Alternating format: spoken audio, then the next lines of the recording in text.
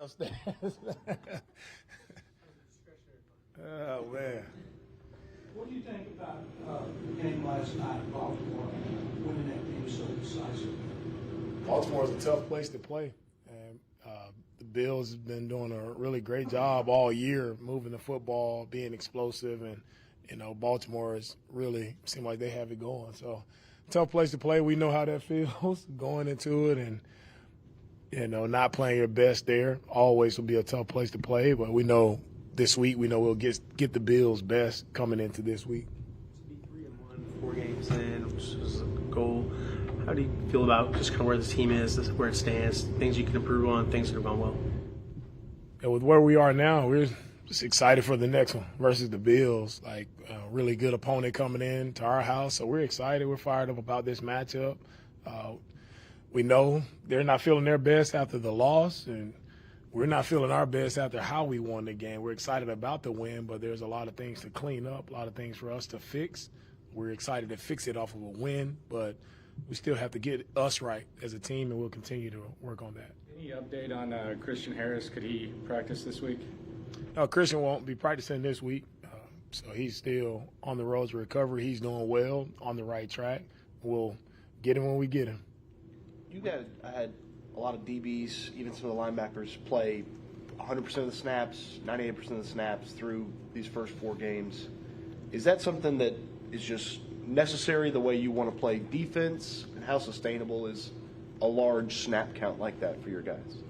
With the snap counts, it's just a matter of we want our best guys on the field at that time. We know we try to rotate our defensive line as best we can to make sure those guys are fresh in the fourth quarter and being able to rush in those critical moments, third downs, when we need them to go get after the quarterback. But with our guys in the back end, our linebackers, corners, and safeties, there's not a lot of rotation going on with those guys.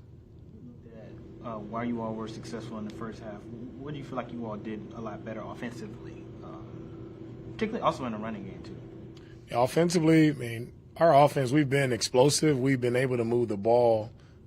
We've had drives get stalled, and we haven't scored touchdowns in the red zone as best we would like throughout this season. So we just had to continue to be as explosive as we're being, but make sure we get points off of those explosives. As a coach, I know you talked about swarming. When we think of swarming, it's 6 guys going for a tackle.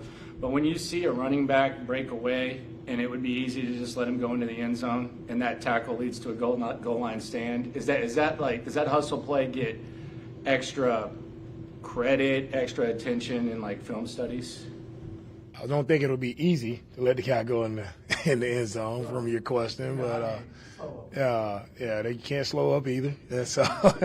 But it's all about effort for us, as I talked about with Kalen. It's all about effort. It's all about finish, and that play just epitomizes what our defense is about, and that's what we're about, effort. You don't want the run to get out like that, but when it happens, great play call by the Jags. They got us on a play, but Kalen's effort and stopping the guy where he stopped him allowed us to have that goal line stand. So that's what we're about, on defense. What did you see from mentality going? You guys about to play Buffalo Bills. Buffalo Bills are a team that has consistently been in that Super Bowl push. And that you guys have very high expectations internally.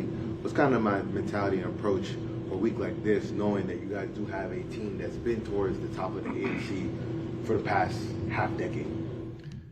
That really doesn't matter to me. It's like, can we play our best versus our next opponent? Like all of the storylines on the contenders and all, we're in week 5. Let's be the best team in week 5, and that's the only thing that matters, and that's where our focus is. If our focus gets off on anything else this week, and that won't help us on Sunday. So it's about keeping a singular focus, being locked in on the details of the things we have to do. What did you think of Cade Stover's progression, including the block on Stefan's touchdown run and also the 27-yard catch? Cade had a really nice game. First, really nice in the passing game. He showed up, really got an explosive there with CJ. Really nice route, good hands, good finish on the catch. And on Steph's touchdown, he had the touchdown block. We talk about finishing it down on somebody, block whoever's in the way, and Stover showed up there. 2 guys left him. CJ were able to get 2 of the defenders to pull out on CJ. And, Cade is right there with a guy coming in to make the play, and he throws a great block. Cade's been doing a really good job blocking. Also, Dalton did a really better job of blocking. Both tight ends blocked really well in the run game.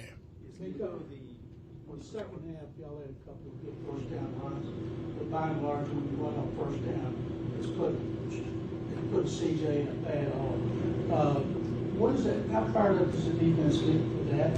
Since you did that, and you faced the second, third down all the time. For us defensively? Yeah, when you played defense, did you get excited when it was always second, third down? When you're in those favorable positions, I think as a defense, you want to create negative plays on first down. So the D-line can pin their ears back and really rush the passers. So that's where every defense has that goal of creating negatives. And so you can play second and long, third and long. It's just more predictable with the percentages when you're in those situations. So sometimes whether you run on first or pass on first, it's all about offensively just getting positive yards on first down and trying to stay out of third down as best we can. We had a drive there where we were able to stay out of second down. We got a couple plays where we were first down, moving the ball, pressing forward, and that's where you want to be as an offense. You want to stay out of third down as much as possible. One thing, just going back and looking at some of the film, like you guys did a better job of picking up stunts from from the defensive front. What do you think is the biggest reason why the O-line this week compared to other weeks were able to do a better job at blocking some of the stunts? Our O-line got better this week. They did a really nice job of protecting, giving CJ time. As I told them in the meeting, anytime your quarterback can throw for 350 yards, he's not just out there by himself. Like the five guys up front did a really nice job of protecting, buying him time to go through his progressions and to make those throws, right? He escaped the pocket a couple times as well, even extending those plays even longer. But, I was pleased with the O-line and what they did, in the passing game. When it comes to Stephon Diggs, we talked a lot about his leadership, but was there anything that surprised you about him that he brought to the team that really helped you all, or was it the leadership? For Steph, the thing that I like about what he's brought to our team, he just brings that relentless energy, passion for the game. He loves football, and I've said that multiple times. You see it, the way he practices, the way he plays in the game. He loves ball. He plays with effort. That's all you want. Guys are going to play the game the right way and encourage your teammates and be a great teammate yourself, and that's what Steph does.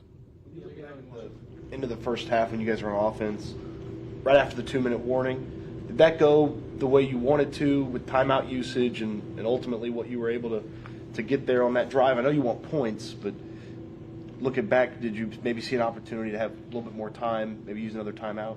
Yeah, I thought the drive went well. We've done a great job offensively of finishing the half with the ball and finishing with points, and that's always our goal, right? Finish with points, and that's what we've done.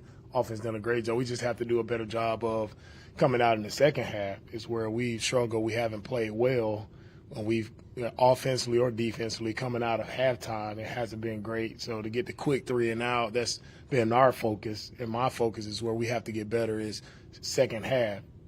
How we starting drives, we're not starting the right way. We're not moving the ball enough there.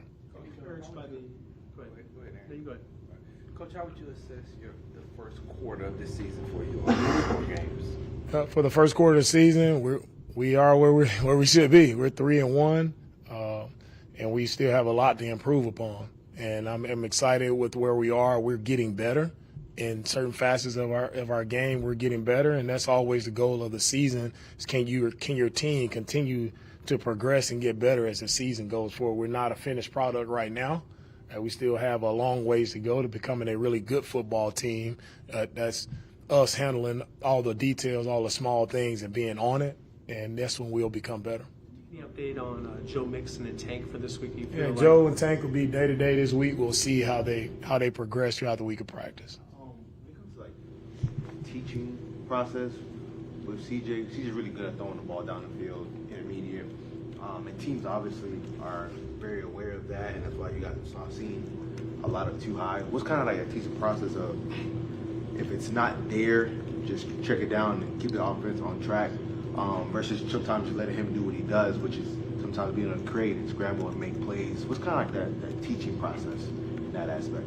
Yeah, great question. There's no, better example of that than the play with Dare on 3rd and 18 where they're in the too high and, you can't throw the deep ball, right? They're taking away the deep ball. All defenses want to eliminate the explosives, and we've seen more two-shell, more cover two for CJ, and he's done a great job of putting his eyes in the right spot and looking for the explosive, but it's not there, checking the ball down to Dare. That's a great example, and allowing our playmakers to make plays and not always trying to find a big play. Sometimes you just have to take what the defense gives you, and I think that's where CJ has had one of his best games, since he's been here on yesterday, because he took what was there, checked it down. Dare makes a big time play, and we get the chains moving. So it's all about just trusting, right? You want the big play all the time, but if it's not there, it's okay. Survive the play, get it checked down, and let's see what our tight ends can do with the ball. Coach, I apologize if you've been asked this question already. Excuse my tardiness.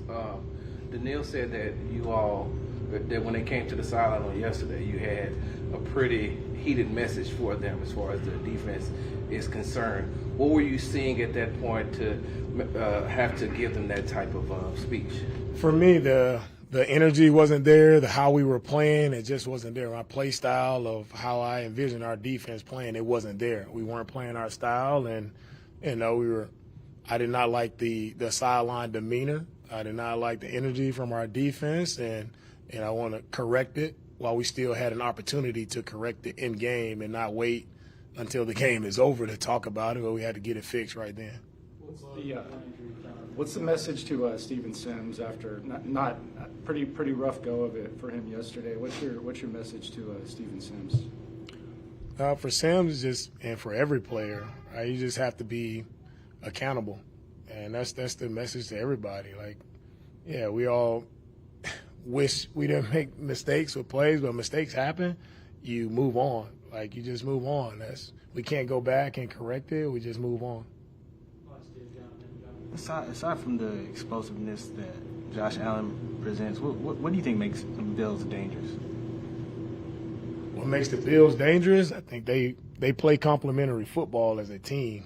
Like, the offense does a great job of running the ball, the RPO, getting the ball out to their playmakers. They do a great job of keeping drives going, and they score touchdowns when they get, in the red area. So, in their defense does a really good job of, disguising their coverages. They're very sound. You can tell they're well coached. They're sound, and they play well together. Those guys fly around.